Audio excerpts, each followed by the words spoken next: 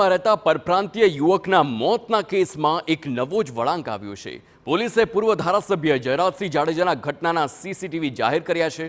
દાવો છે કે સીસીટીવીમાં ગણેશ ગોંડલ કે તેના માણસોએ માર માર્યો ન હોવાનું જોવા મળી રહ્યું છે। ઉલ્લેખનીય છે કે મૃતકના પિતાનો પુત્રને માર મારવાનો આરોપ લગાવ્યો હતો। જો કે સીસીટીવીમાં પિતા પુત્ર જાતે જ અંદર આવતા હોય તેવું દેખાય છે। મહત્વપૂર્ણ છે કે ગોંડલથી 3 માર્ચના રોજ ગુમ થયેલા રાજકુમાર ચૌધરી નામના યુવકની લાશ મળી હતી। પ્રાથમિક તપાસમાં મોત અકસ્માતમાં થયું હોવાનું જણાવ્યું હતું। પરિવારજનોએ અકસ્માતની થિયરીને નકારી અને હત્યાનો આરોપ લગાવ્યો, જેમાં પૂર્વ ધારાસભ્ય જયરાજસિંહ જાડેજા અને તેના પુત્ર ગણેશ ગોંડલ પર આરોપ લાગતા રાજકીય ગરમાવો આવ્યો હતો। તો બીજી તરફ જિલ્લા પોલીસ વડાએ યુવકના મોત મામલે પૂર્વ ધારાસભ્ય જયરાજસિંહ અને તેના સાથીઓની કોઈ ભૂમિકા ન હોવાનો ખુલાસો કર્યો।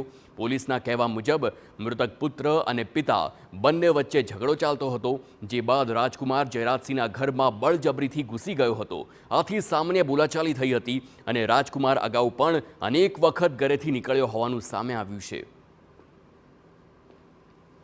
ભૂતપૂર્વ એમએલએ શ્રી છે, એમના ઘરની સામે એમના જે પિતા છે બાઇક ઉપરથી ઉતરી જાય છે અને જે પુત્ર છે મરણ જનાર એ એમએલએ શ્રીના ઘરમાં સીધા જ ઘૂસી જાય છે, કોઈને પૂછ્યા વગર।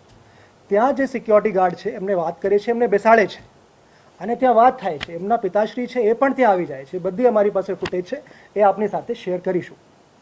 અને પછી ત્યાં જે છે એકબીજા સાથે સંવાદ થાય છે અને પછી ત્યાં બોલાચાલી થાય છે। એમને ત્યાંથી ઉઠવા માટે કહેવામાં આવે છે, ઉઠતા નથી, પછી એને ઉઠાવીને બહાર કરવામાં આવે છે।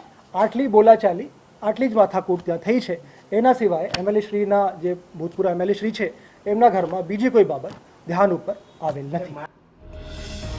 તો બીજી તરફ પોલીસ તપાસમાં રાજકુમાર ગોંડલથી એકલો જ નીકળ્યો હોવાનું સામે આવ્યું છે। પોલીસે રાજકુમારની અલગ અલગ સ્થળની હાજરીના સીસીટીવી જાહેર કર્યા। જે સ્થળે અકસ્માત થયો ત્યાં નજીક આવેલ રામધામ આશ્રમમાં રાજકુમાર પ્રવેશતો હોવાનું જોવા મળે છે। ઘટના બની ત્યારે રાજકુમાર સાથે અન્ય કોઈ ન હોવાનો પોલીસે દાવો કર્યો છે। બીજી તરફ મૃતકના પિતાએ ફોરેન્સિક પોસ્ટમોર્ટમની માંગ કરી છે અને ન્યાયની ગુહાર લગાવી છે।